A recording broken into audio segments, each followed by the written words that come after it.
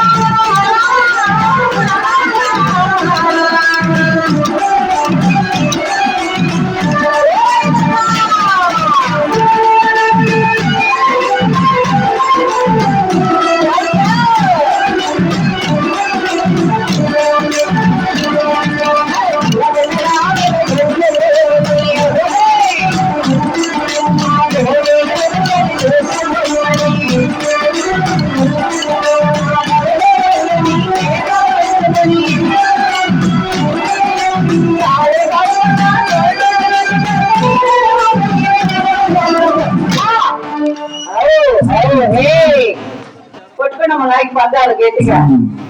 నీ గొడవలు చల్లకుండా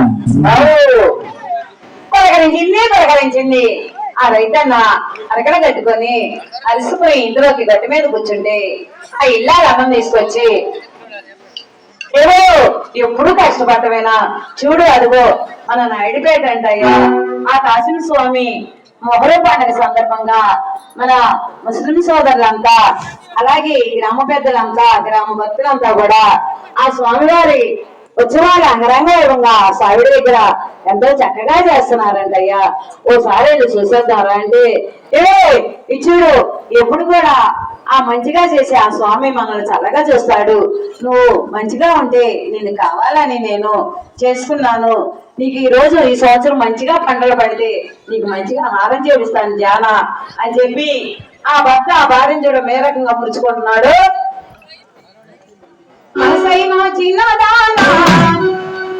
సొగసైన